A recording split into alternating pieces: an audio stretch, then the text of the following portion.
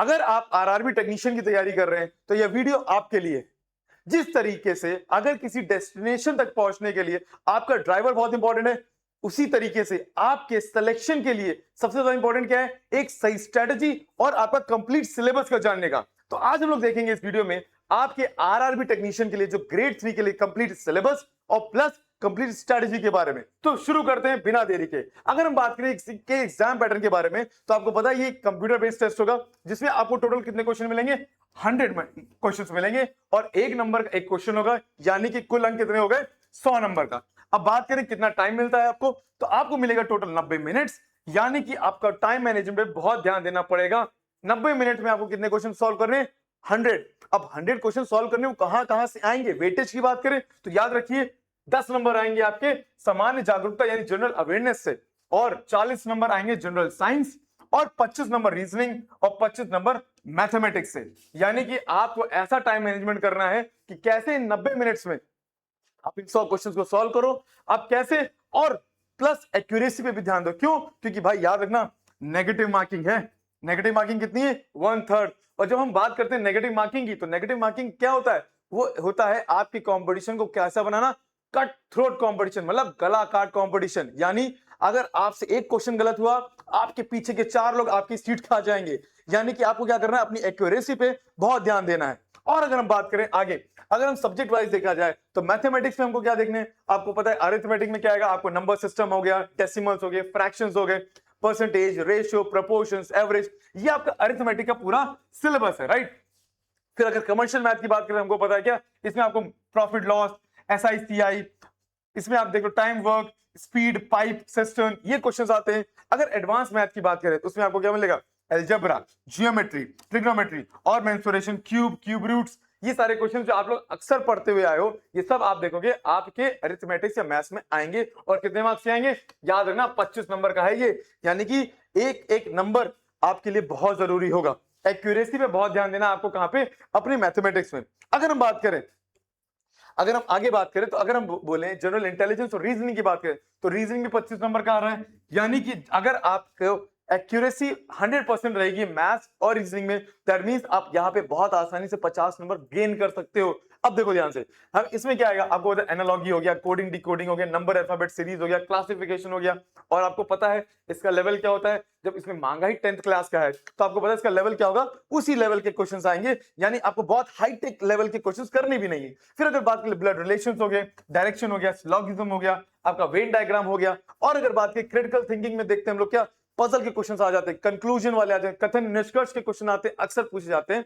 और याद रखना कि भाई इसमें आपके नॉन वर्बल जो रीजनिंग के क्वेश्चंस हैं वो भी पूछे जाएंगे। यानी ये सारे क्वेश्चंस जब आप सॉल्व कर लोगे तो आपके क्या हो जाएंगे, 25 नंबर पक्के हो जाएंगे। यानी आपको मैथ्स और रीजनिंग पे स्पेशल फोकस देना है, ठीक है। अब बात करते हैं आगे। अगर हम आगे बात करें तो याद रखना सबसे बड़ा वेटेज, जब बात करें था इंजन की, जिस तरीके से पूरी ट्रेन किसी काम की नहीं अगर उसमें इंजन नहीं है, उसी तरीके से आपके पूरे सिलेक्शन में जितने सब्जेक्ट्स हैं उसमें सबसे मेन इंजन कौन है, आपको पहुंचाने वाला है वो जनरल साइंस। क्यों? क्योंकि आपने साफ साफ देखा जनरल साइंस का वेटेज कितना है, 40 मार्क्स का है। 40% क्या है, अकेले साइंस लेके जाता है। अब इसे देखो क्या होगा, बेस आपका, बेस है आपका क्या, सिंपल क्लास 10th की एनसीईआरटी लेवल, आप 10वीं की एनसीईआरटी पढ़ लो या उस लेवल तक आप देखोगे, आपकी साइंस तैयार रहेगी तो आपको कोई दिक्कत नहीं होगी।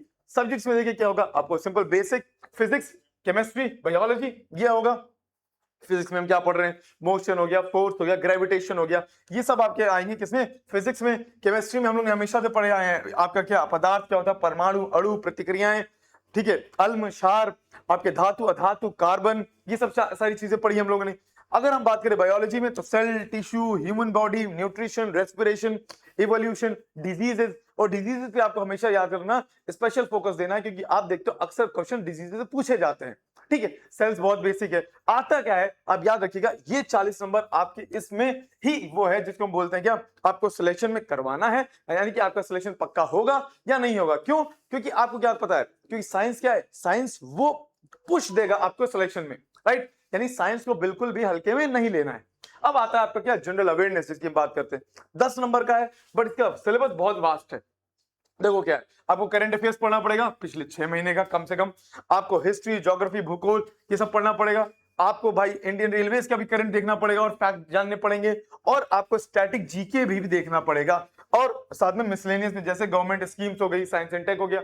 यानी अगर अब देखा जाए 10 नंबर में आपको एक्स्ट्रा एफर्ट देने पड़ेंगे, राइट। तो उसके लिए हम आपको क्या सोल्यूशन देंगे, आप क्या कर सकते हो, एग्जाम विधि पे सुबह 8 बजे एक क्लास होती है करंट अफेयर्स की, शाम को एक क्लास होती है जीएस और जीके की, जिसको आप कर सकते हो, क्लास अटेंड कर सकते हो। प्लस आप देखोगे कि 10 नंबर जो वो होंगे वो हमारी तरफ से क्या होंगे, पक्के करवाने का जिम्मेदारी मेरी है।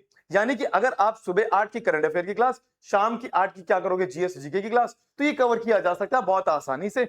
यानी कि आपको जो इतना सारा पढ़ना है उसको हम क्या कर सकते हैं, रेलवे के अकॉर्डिंग जो आपके एग्जाम में पूछा जाएगा वो वहां कवर किया जा सकता है। अगर बात करें कि भाई इसका एकदम इंपॉर्टेंट टॉपिक है, किस तरीके से प्रायोरिटाइज किया जाए कि भाई कैसे तैयारी कर रही है, तो अगर पहली प्रायोरिटी हमको याद रखना, तो हमारा जो मेन प्राथमिकता क्या होनी चाहिए, वो होनी चाहिए आपकी जनरल साइंस। क्योंकि आपको पता है 40% क्या होता है आपकी साइंस कवर कर रही है।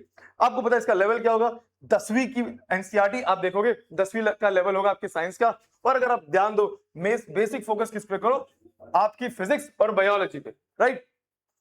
सेकंड प्रायोरिटी क्या होता है, सेकंड प्रायोरिटी में आप देखोगे मैथ्स और रीजनिंग करोगे। क्यों, क्योंकि 50% क्या है, अकेले मैथ्स और रीजनिंग लेके जा रहे हैं।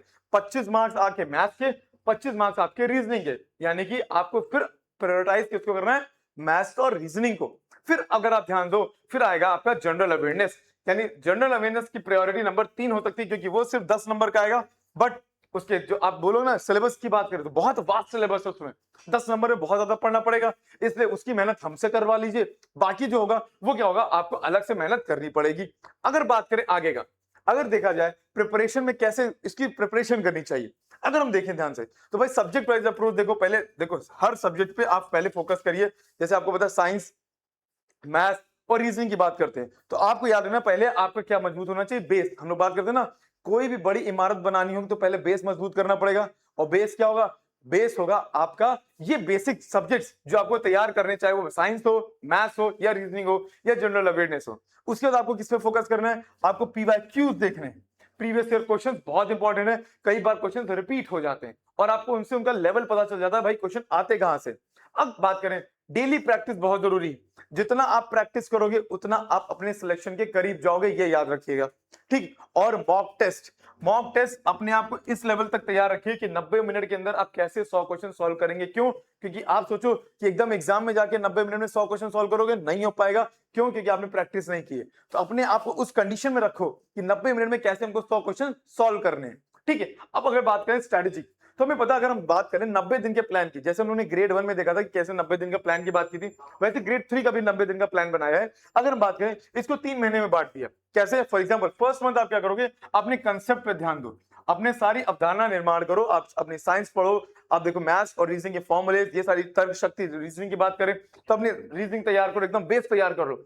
सेकंड मंथ में क्या शुरू करो, सेकंड मंथ में आप क्या शुरू करो, इंटेंस प्रैक्टिस, जितना हो सके उतना प्रैक्टिस करो। क्यों, क्योंकि याद रखना इसमें कंपटीशन बहुत ज्यादा होगा, हाई लेवल का कंपटीशन होगा, ठीक है।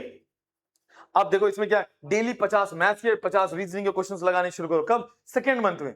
ये मंथ पूरा सिर्फ प्रैक्टिस को दो, प्रैक्टिस दो, अपने आप को समझो कि ये टॉपिक छूटा हुआ है, नहीं समझ में आया, वापस से पढ़ो, फिर प्रैक्टिस दो, practice practice and do practice. Third month में आप क्या करोगे, थर्ड मंथ में आप देने शुरू कर दो पूरे पूरे mock test, full mock test, मतलब सब्जेक्ट वाइज नहीं, पूरे मॉक टेस्ट। कोशिश करो कैसे 90 दिन के 90 मिनट के अंदर आप क्या कर रहे हो, पूरे 100 के 100 क्वेश्चन सॉल्व कर रहे हो, ठीक है। और प्लस करंट अफेयर्स तैयार करो आखिरी के महीने में, यानी कि आप क्या करो, पिछले 6 महीने के जो क्वेश्चन करंट अफेयर्स है वो तैयार करना शुरू करो। यानी कि अभी करंट अफेयर्स का लोड लेने की जरूरत ही नहीं, इन 2 महीनों में लोड कब लो, आप जब आपके एग्जाम का लास्ट मंथ 1 मंथ बचे, तब आप क्या करो, तब आप इसकी प्रिपरेशन शुरू करो, ठीक है। यहां तक समझ में आया। अब बात करें क्या, अब बात करें कि अगर हम इसका कंप्लीट रिवीजन रोड मैप देखा जाए तो सिंपल क्या है, आपको शॉर्ट नोट्स बनाने चाहिए किसके, साइंस और जीके, ताकि आप जल्दी से जल्दी क्या करो, इसको रिवाइज कर लो। प्लस आपको फॉर्मूला शीट तैयार रखनी चाहिए, क्योंकि आपको पता है 25 नंबर की मैथ्स और 25 नंबर की रीजनिंग, प्लस आपकी साइंस भी आएगी फिजिक्स में, ठीक है, ठीक है। और प्लस आपको अपने मॉक की एनालिसिस बहुत करनी है। याद रखना कि आपका भाई क्वेश्चन कहां गलत हो रहा है। जब आप जब मॉक टेस्ट लगाओगे तो आपको पता चलेगा कि भाई साइंस में एक फिजिक्स टॉपिक के ये फॉर्मुलेस जो है वो मैंने गलत लगाए, यानी कि वो मुझे सीखने हैं। आपको पता चलेगा कि बायोलॉजी मुझे लगती थी बहुत आसान है, बट वो कुछ टॉपिक है जो मुझे नहीं समझ में आ रहे थे, राइट। आपको पता है कई सारी डिजीजेस हैं, उनके जो जो मेन कारक होते हैं जिनकी वजह से डिजीजेस होती है, कभी पूछ लिया जाता है कि ये क्या बैक्टीरियल डिजीज है या वायरस से हुई है, ये आपको पता होना चाहिए, एग्जाम में ये भी पूछा जाता है, ठीक है। और फिर आपको याद रखना कोई भी नया न्यू टॉपिक नहीं पढ़ना, ये आखिरी महीने का है एक तरीके से, समझ गए। और कोई नया टॉपिक ना पढ़ के सिर्फ और सिर्फ रिवीजन पे ध्यान देना है। ये थी आपकी कंप्लीट स्ट्रैटेजी। अब इसमें एग्जाम विधि आपकी क्या हेल्प करेगा? एग्जाम विधि क्या लेके आया है? एग्जाम विधि लेके आया है विजय बैच, जिसकी आप देखते हो वैलिडिटी क्या है, 2 साल की है।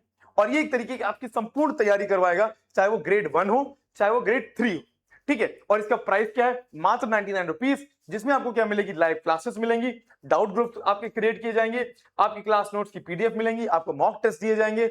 और अगर आपको लग रहा है कि इसमें भी कुछ कूपन होना चाहिए तो सिंपल आपको क्या यूज करना है?